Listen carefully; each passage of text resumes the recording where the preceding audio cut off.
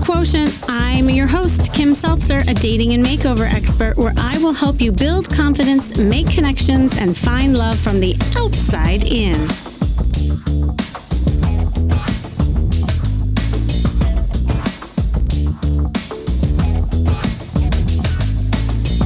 First impressions are everything. I don't care what anyone says. And it is crucial when it comes to attracting dates.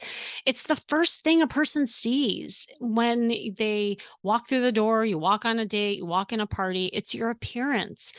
And people are dissecting whether they're attracted to you or not, and if you have potential. And I know this sounds superficial and people roll their eyes as you're listening to this and say, oh, but I'm such a great person. And why does this matter? But at the end of the day, image does matter. And also even your conversations. And there's been a ton of research on it. And instead of rolling the eyes, this should be an exciting thing, because there's not too many things in life where you can kind of do a few tweaks and empower yourself in the way that you present to get a different result. I mean, doing an inside job, that takes a long time, but there is nothing like getting a new dress, a new pair of sneakers if you're a guy, a new hairdo, just a new way of presenting yourself that would have a tremendous impact in the way that people see you. People are making judgments and assumptions based on just two things: the attitude that you have and the clothes that you wear. So what you say isn't even as important as how you show up. And those are the things that can really matter when it comes to opportunity and attraction. Your date is assessing if this is a go or not, and how interested that they are in you. In fact, the first time you meet someone for a date sets the stage for the future of a relationship. In fact, a recent study revealed that first impressions of both compatibility and popularity are very influential in shaping the people we choose to pursue as potential romantic partners. And first impressions have a tendency to linger around and influence whether you desire further contact with that person, with a potential romantic partner after that first meeting. So, I always tell people, if you want to change patterns of your relationships, you want to change your story, you have to flip the script and change how things start from the minute you say hello. And what research also shows is that people make those judgments and assumptions about each other based on those clothes that you wear and the attitude that you have, which includes your energy, your body language, and your moods. I remember a while back, I worked with this guy who, I think he was from kind of a remote area in the Midwest, and he was a bouncer and a security guy. And, his wardrobe included baggy jeans that I think were from the 90s and a oversized t-shirt that always had labels on them. And he just never really paid attention to how he presented and his wardrobe. And he decided to do a, kind of intensive with me. We went shopping. He later went to my co-ed retreat, and it was just astounding to see the transformation. But up until this point, I mean, he was dating later in life, in the second act, as I call it. And he just really had no idea how to flirt. He always said, I don't have game. I don't know what game is. And he was super nervous to go shopping with me. And luckily, when we walked into the store, the men's department was having a special of some sort where there was like music and free shots of whiskey. So it kind of like loosened him up, and I was dancing with him. And then he started really getting into it. Now, mind you, before we went through this whole process, like women did not notice him. He tried to reach out online. No one would respond to the pictures he had up there. He never in a million years would think about approaching a woman cold in the field, as they say. So, after we started shopping and he got into it, I mean, he was looking fly, I gotta say. Like, I put a nice button down shirt on him and some jeans that were slimming and a nice leather jacket to give him a little bit of edge. And I remember him walking out of the changing room, and this guy had swagger. I mean, just with the clothes that he had on. And as he was walking around the store, like his body posture changed. He started like having more confidence. He was talking to the people helping, and that had sticking power. So he went back into his remote little town, and I got an email from him. Oh gosh, it must have been 2 weeks later. And he thanked me. He said, Kimmy, I never actually in my whole life got response from women like how I'm getting responses now. For the first time in my life, women are noticing me and I'm noticing that they're noticing me. And he gained some confidence to talk to women and do cold approaches, and his confidence just soared. And I share that story, and I have so many endless stories like that where you change up the way that you present yourself, and by changing the outer confidence, there's this symbiotic relationship between the outer and the inner where it gives you that internal validation because of the feedback you're getting, because of how you feel in your body. And that changes the way that you put yourself out there. So, understanding the way you present yourself and how others may perceive you during that first impression stage is so important in attracting what you want in a date. And it sets the tone for the rest of the relationship. And this is so important, more than most of you think. I mean, you can listen to podcasts, and by the way, keep listening to my podcast, and go to therapy and read a ton. You can do all this work on yourself internally. But if you don't put yourself out there and pay attention to the signals you send, then love could pass you by. And here's the thing, it's not about changing who you are, but it's about marketing yourself so that people get to know who you are. Now, I know what you're thinking. You say, I know this is important, but Kimmy, I'm just too shy. I'm more reserved. I'm in my head a lot. It's just too hard to put myself out there like that. I really need time to get to know someone or see if they're the right person for me before I can just turn things on like that. And quite honestly, I don't really like attention drawn to me. And I get that. I mean, listen, most of you have heard my red dress moment story. I mean, it wasn't until I put on that red dress and I walked out into the world that I realized how uncomfortable I was being seen. So I really had to lean into it and practice being seen.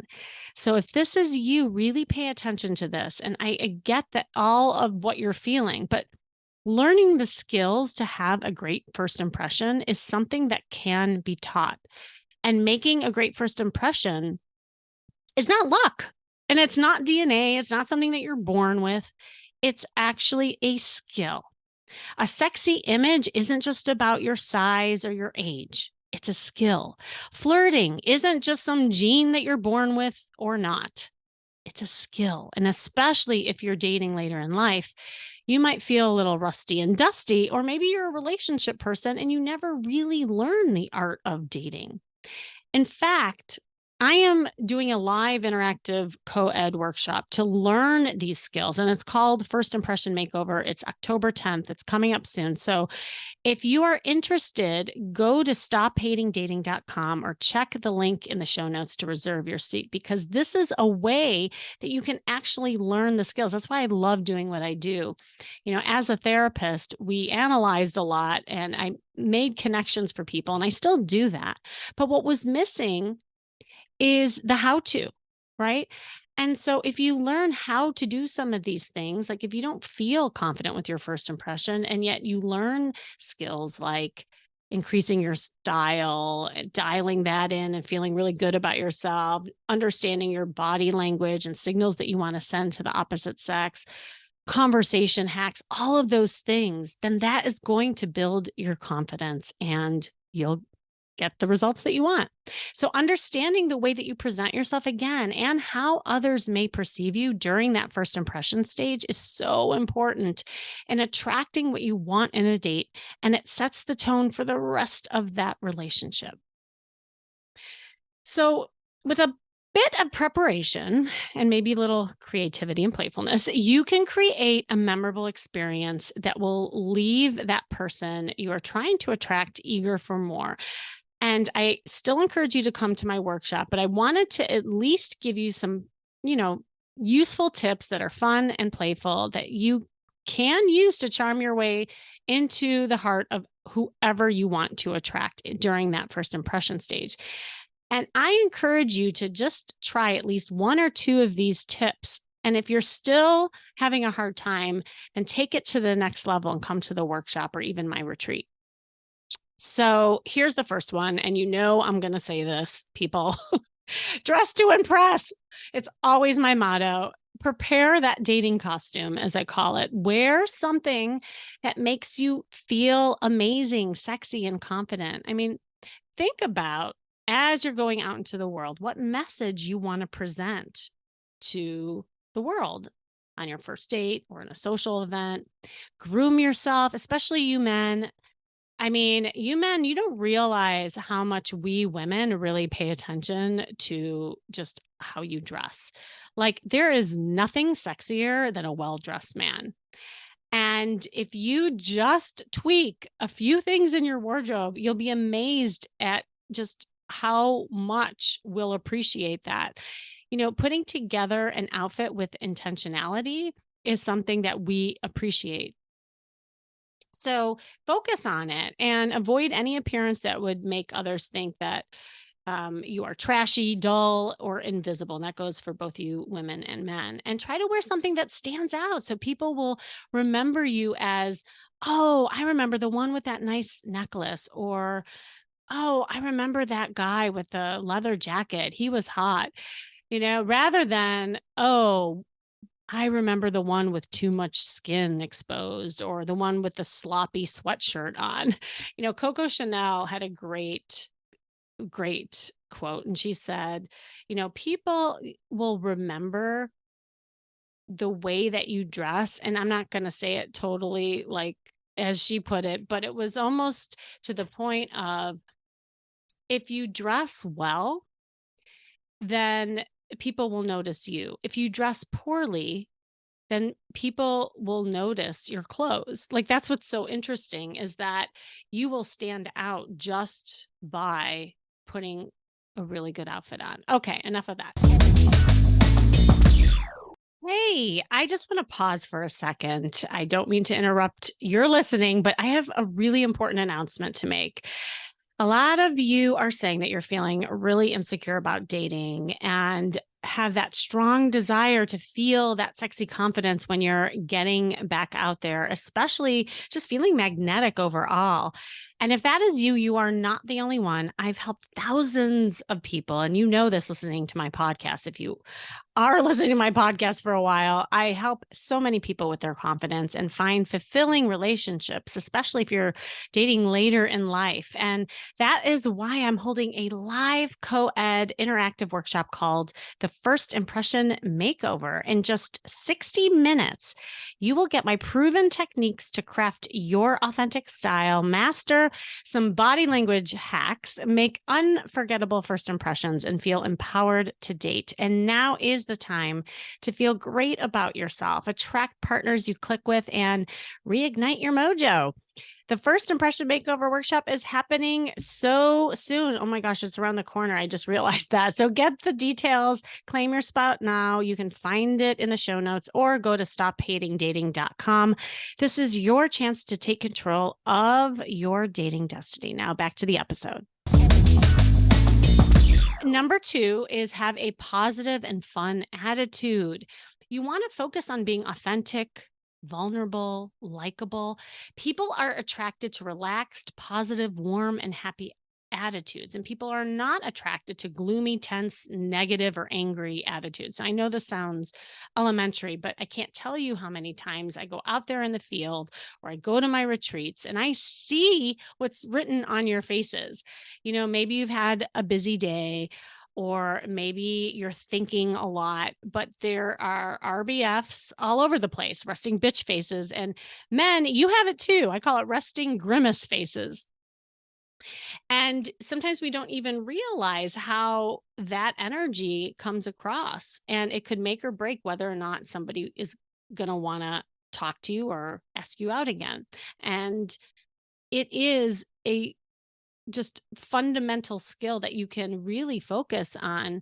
And if you don't, it'll kill a first date or encounter with someone.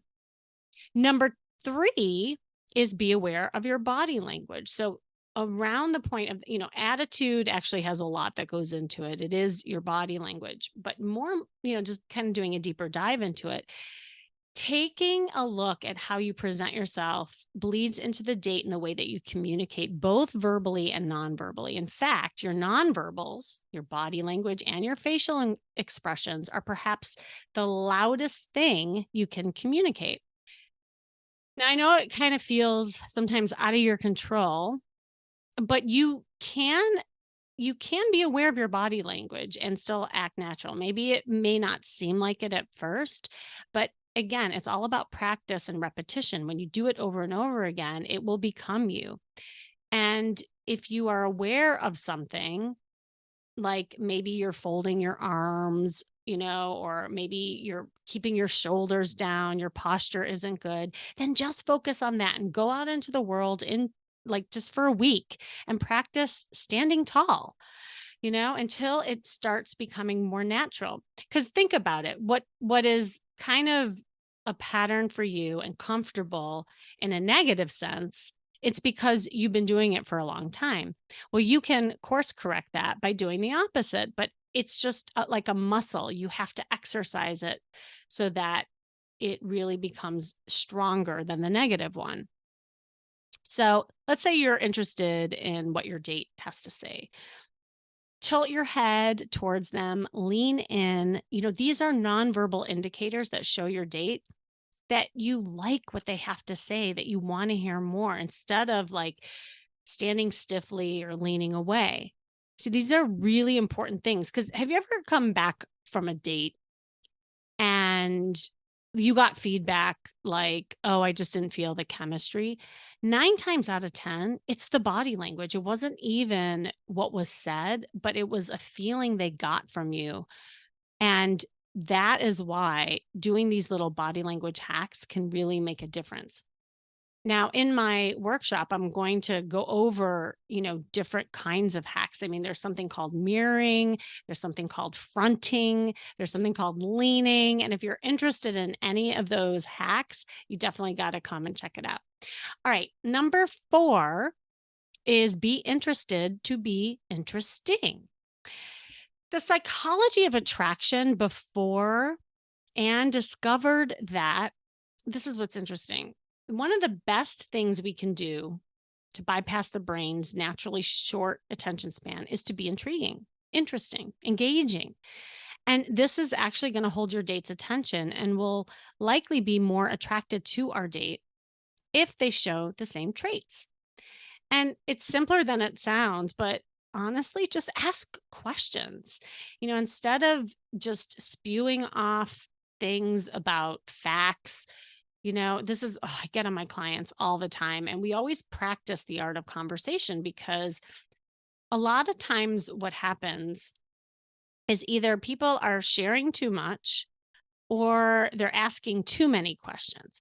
Conversation should have flow. And a way to show interest is not just to ask questions about facts and things like, oh, where did you get that dress? Or, oh, where did you travel? It's about the person. And if you ask questions in a more personal manner, like, oh, what was your favorite place and why? Or what did you like about school? Asking the the person about the context of what it means to them will create more of that sense of connection and engagement. And it'll increase attraction every single time. So anytime the conversation hits a lull or you feel like there's just a one word answer coming on, engage in further questions to keep that conversation moving. And number five, just to kind of spin off of that, really work on having an engaging conversation. If you're quiet or if you have social anxiety, the most nerve wracking part of going on a first date or meeting someone is trying to have that engaging conversation with someone you barely know. So you might get in your head, you hesitate, you stumble on your words because you're thinking too much, or rather than you're just like letting the conversation flow. I have clients all the time ask me, Kimmy, can you give me a couple lines that I could like rehearse and think about before I go on a date or before I try to approach someone? And my answer always is no. Why? Because canned lines, and I see this on the apps where a lot of you are copying and pasting those prompts. Those are awful. Don't do it because it feels robotic. It feels like you're just copying and pasting things. If you go into a conversation with these ideas of what you're going to say, it's going to come across like a line. So I teach this formula called the social engagement formula, where it moves conversation from facts to feelings and how you can get out of your head and more into the flow of personal communication and storytelling. So studies show that if you're going on a date, and actually, especially with women, this is what the study focused on, you should forget the cheesy pickup lines and opt for more of an interesting conversation starter instead. And women tended to rate empty compliments and failed attempts at humor poorly because a lot of you men are trying to do that to capture a woman's heart. But if you just, really come from a place of authenticity and try to get to know her, you'll win us over every single time. Women were more attracted to dates who sparked conversation topics that showed that they were curious, intelligent, and cultured. Now, if you're a woman, this is something that women struggle with.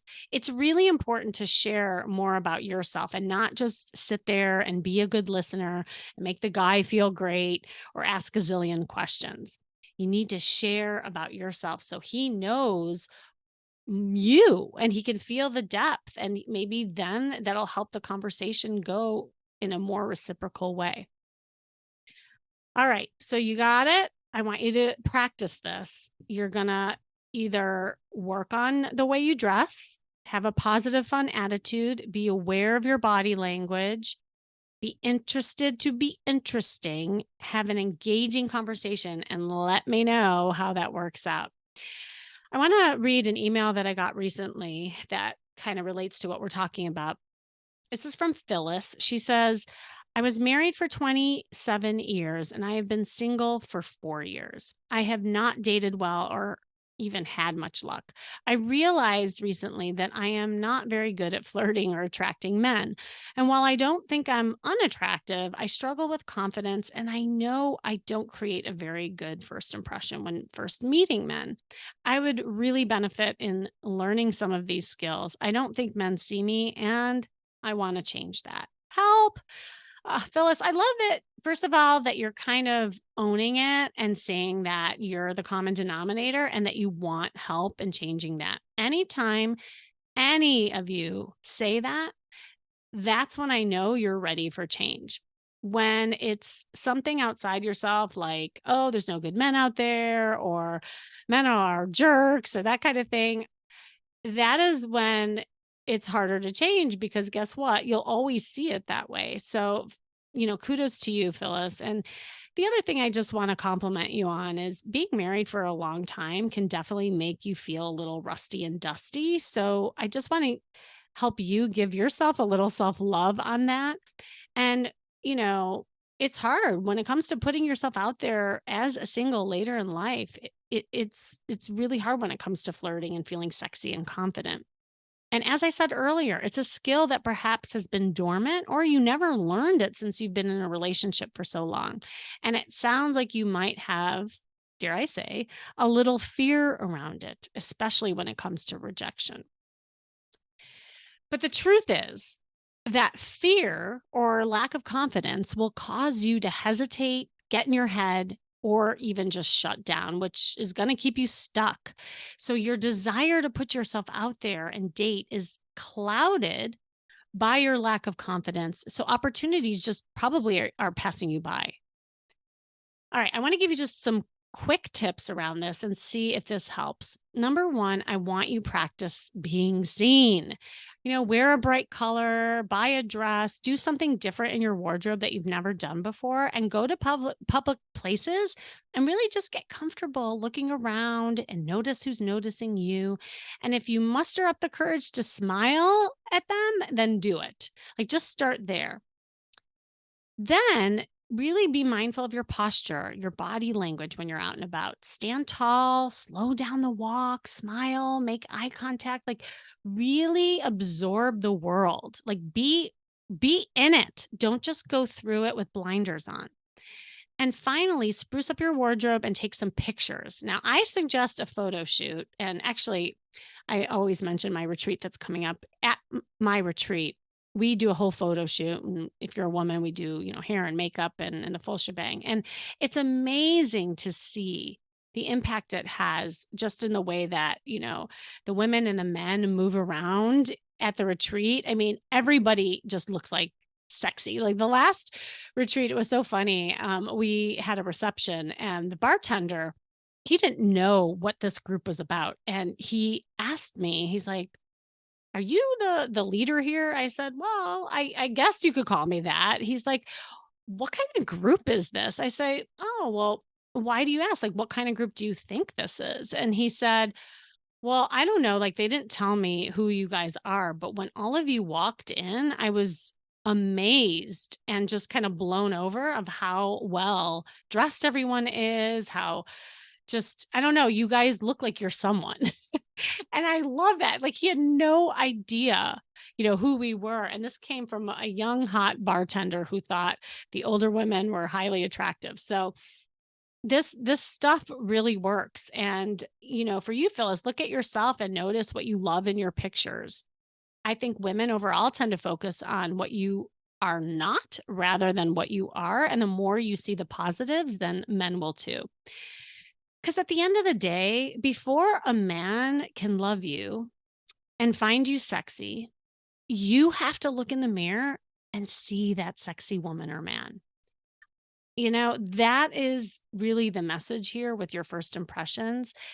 Yes, it's about, kind of putting yourself out there so people notice you. But if you are not feeling comfortable in your body and you're not like really believing it when you look in the mirror, then it doesn't matter what you're doing. It doesn't matter the people you attract because people love people who love themselves. End of story. That's it. So, like, if you're going to remember anything about this podcast, I really want you to take that to heart because understanding the way you present yourself and how others may perceive you during that first impression stage is so important in attracting what you want in a date, and it sets the tone for the rest of the relationship.